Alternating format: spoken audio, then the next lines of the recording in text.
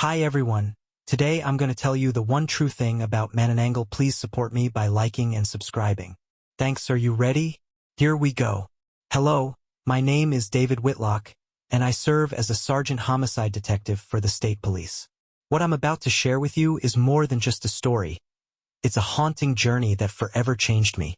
But before we dive into the layers of this tale, I think it's only fair to take you back to where everything began for me. As a kid growing up in the suburbs of Spokane, Washington, I always dreamed of becoming a police officer.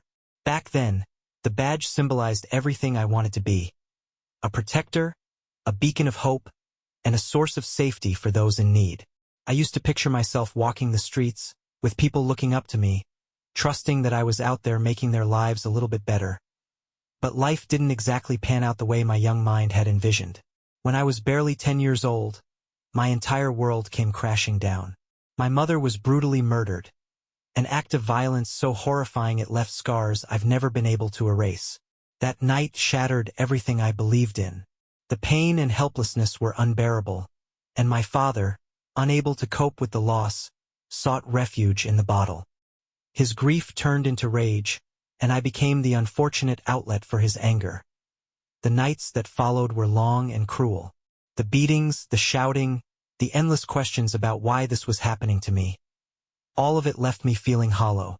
But something inside me snapped the day I decided to stand up to him. I remember looking into his drunken eyes, knowing I couldn't take another blow. That moment gave me the strength to fight back. It also made me realize what I wanted to do with my life. I would dedicate myself to protecting people, ensuring they never endured the same horrors I had. After high school, I joined the police academy with a singular goal: to bring justice to those who couldn't fight for themselves. Yet, no matter how hard I worked, I couldn't shake the feeling that my mother's case had been abandoned, left to gather dust in some forgotten file. The thought of her killer still walking free consumed me. That's when I decided to aim higher. Becoming a homicide detective wasn't just a career goal. It was personal. I had to uncover the truth and bring closure to my family, no matter the cost. During my early years as a patrol officer, I met Felicity Newman, a brilliant forensic specialist with a heart of gold. She wasn't just someone I admired professionally. She quickly became my entire world. We fell in love, got married, and built a life together. With our two beautiful daughters, I thought I'd finally found some peace. But as I climbed the ranks, that peace slipped through my fingers. The cases I worked on became more brutal, the nights longer, and the emotional toll heavier. My unresolved grief over my mother's murder gnawed at me constantly. Over time, I became more aggressive, impulsive, and dangerously obsessed with solving cases. When I was promoted to sergeant detective, I thought it would be enough to validate my efforts. It wasn't. The pressure only grew, and the darkness inside me began to show. I started drinking more, snapping at colleagues, and even lashing out at Felicity. She begged me to take a step back, to focus on our family and my own well-being, but I was too far gone. Eventually, my behavior caught up to me. After a particularly heated confrontation with a witness, my captain decided I needed a change of scenery. He transferred me to Long Beach, Washington, a quiet coastal town far removed from the high-profile cases of Portland. By the time I arrived, Felicity had already packed her bags and left, taking our daughters with her. So there I was, alone in a town I didn't know, surrounded by an eerie quiet that only seemed to amplify my demons. The words of an old mentor echoed in my mind. The line between good and evil is thin, Whitlock. Don't lose yourself in the gray. But I was already lost, unsure if I'd ever find my way back. It was a rainy Monday night, September 12, 1994, when everything changed. The kind of night where the storm outside feels like it's mirroring the one inside you. I was sitting in my dingy apartment, surrounded by half-empty bottles and the stacks of old case files I brought with me. The crackle of the radio broke the silence. Responding to a welfare check at 27 Ocean Avenue. Caller reports her mother, Janice Smith, missed their dinner plans an hour ago. Over. The voice on the radio belonged to Officer Jennings, a reliable but relatively new patrol officer. Something about the tone of her voice set my nerves on edge. 10-4, Jennings? Came the dispatcher's reply. I didn't wait for anyone to call me in. Grabbing my coat and notebook, I headed out. By the time I reached the house, the entire scene felt off. The house was bathed in the red and blue glow of police lights, their flashing rhythm cutting through the otherwise quiet street. Forensics techs in white suits were already combing through the yard, and the faint murmur of worried neighbors floated through the air. I spotted Officers Locke and Johnson near the front porch, their expressions grim. "Locke, Johnson," I said, walking up to them. "Start canvassing the area. See if anyone heard or saw anything suspicious." They nodded and split up, leaving me to approach the house. As I stepped inside, the heavy stench of iron hit me like a punch to the gut. "Blood. Lots of it." "Apology accepted," Johnson said with a tight smile, though her eyes were still sharp. "We're just here to figure out what happened to your sister. Any information you can provide would be helpful." Jeremy slumped into an armchair that looked like it hadn't been cleaned since the Reagan era. His scruffy beard twitched as he muttered, "Don't know nothing 'bout it. Haven't seen Janice in weeks." "Why's that?" I asked, watching him closely. "Had a falling out," he said, avoiding eye contact. "She was always judging me, saying I needed to get my act together. We argued, and that was that." Johnson pressed him gently. "Did she ever mention anyone troubling her? Someone she might have been worried about?" Jeremy shook his head. "She never talked about her business with me. Said I was a screw-up who wouldn't understand." "Were you?" I asked, leaning forward. "A screw-up, I mean." His eyes narrowed, and for a moment, I thought he might throw us out. But then he deflated, sinking further into the chair. "Maybe. But I loved my sister, even if she didn't see it." Something about his tone rang true, but there was a defensiveness in his posture that set off alarm bells. He was holding something back. "Where were you last night, Jeremy?"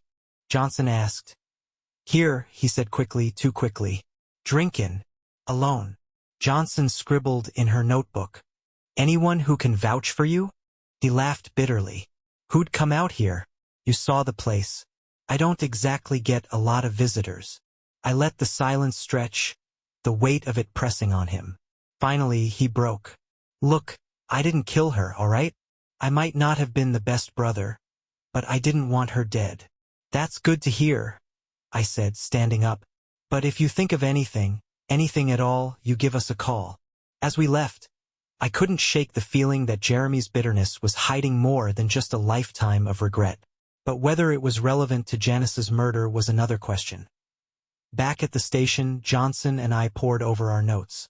Rachel's too-perfect demeanor and Jeremy's defensiveness painted a complicated picture of Janice's inner circle. Meanwhile, the forensic report had come in, providing a few more pieces to the puzzle. The shoe print, a size 14 Reebok cross-trainer, a popular model in the mid-90s. Not much help without more context. The blood trail, confirmed to be Janice's with no foreign DNA present. The handprint on the wall, too smeared for a definitive match, but likely hers. "What do you think?"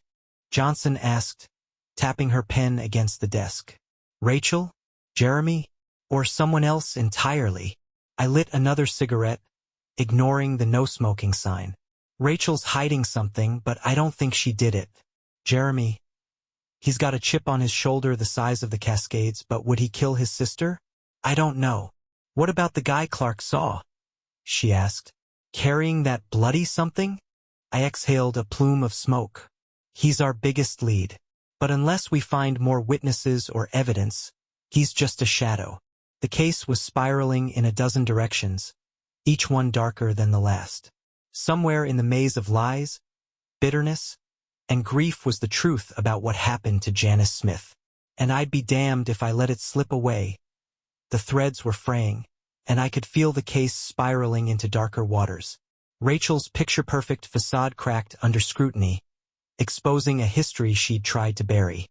Her brother Jeremy's bitterness painted her as a lifelong troublemaker, and her coworker Amy confirmed the lingering shadow of addiction. Back at the station, Detective Johnson and I stared at the board covered in photos, notes, and timelines. Rachel's intervention dinner, her insistence on meeting at the Cove, her mother Janice's sudden and violent death. It all pointed to a misplaced target. "She's protecting someone," Johnson said, pacing the room. Or protecting herself. Either way, she's not clean. I lit another cigarette, the smoke curling like the twisted mess of this case. We're not looking at a random murder. Janice's death wasn't about her. It was a message, and Rachel was the real recipient. The new angle shifted everything. If Rachel owed her dealer, or worse, crossed him, the murder could be a warning or retribution. But without evidence, the case remained speculation. That's where the warrant came in. Interview notes. November 13th, 19941. Rachel Smith. Key points. Polished demeanor masks her troubled past. Omitted drug use history. Insistence on the Cove as a meeting place contradicts her mother's original plan to have dinner at her home. Analysis. Defensive under questioning but revealed subtle tells under scrutiny. Likely withholding critical information about her relationships and drug habits. Point 2. Jeremy Smith. Key points. Bitter toward his niece, whom he describes as a lifelong source of trouble for Janice. Revealed Rachel's history of theft, drug use, and strained relationships.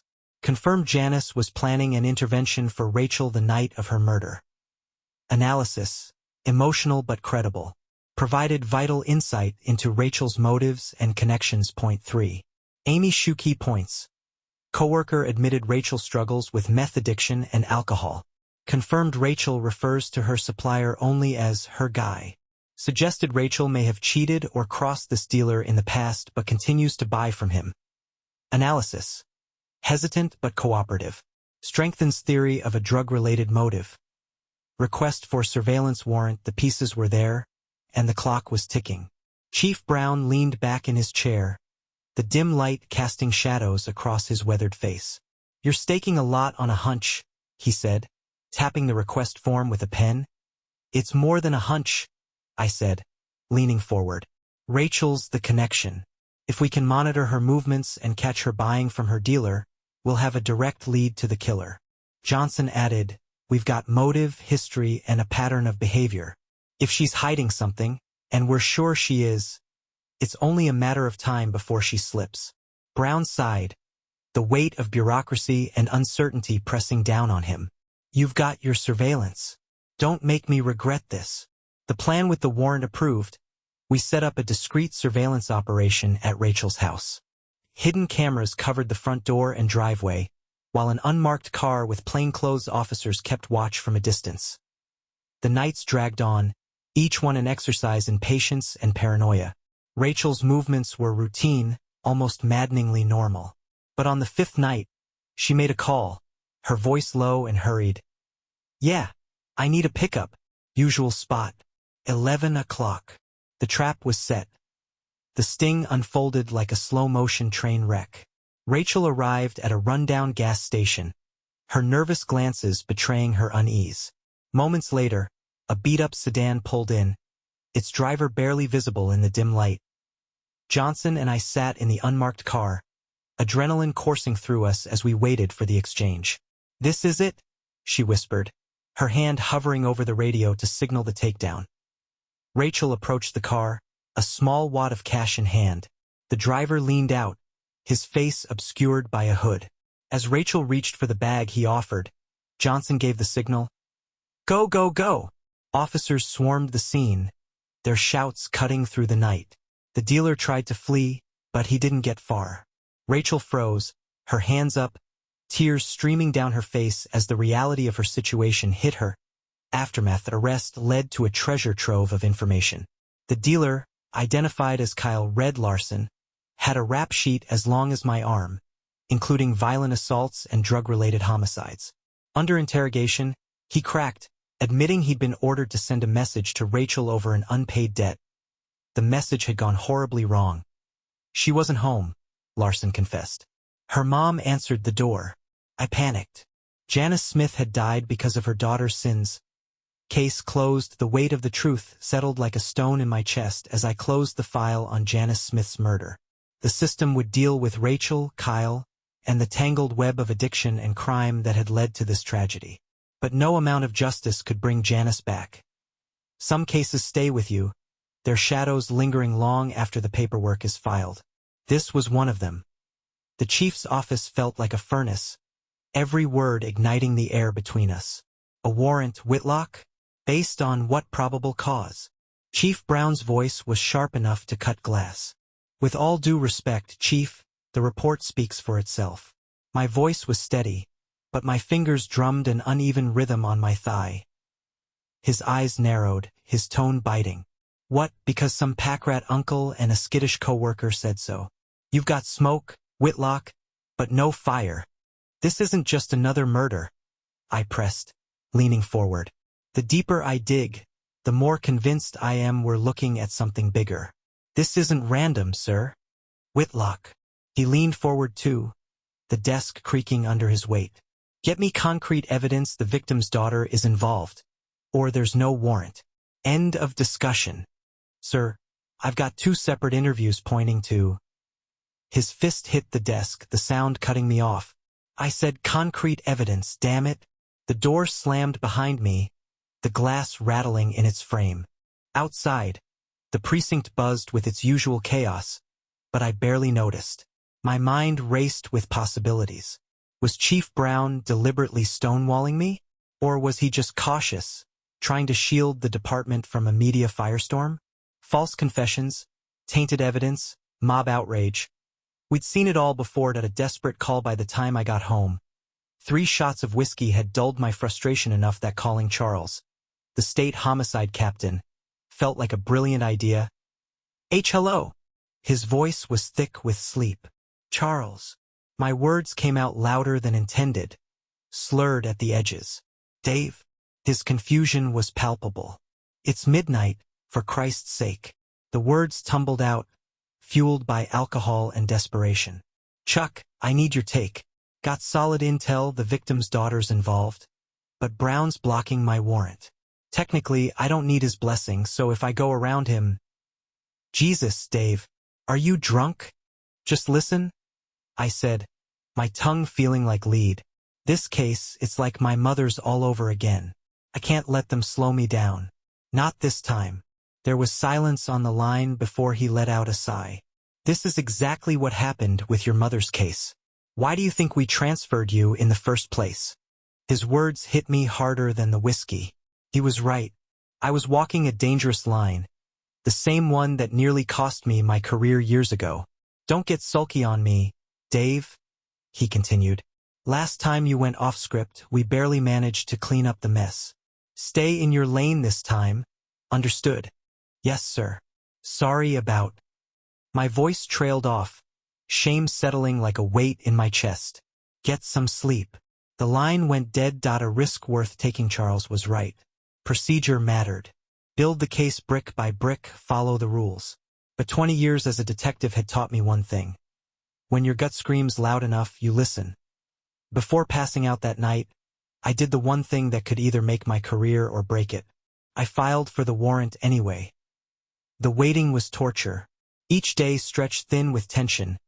Every interaction a potential spark for the powder keg of my career. The breakthrough on the 3rd day, the autopsy results landed on my desk. The sterile manila envelope sat like an ominous gift, daring me to open it. I ripped it open, my heart pounding in my chest.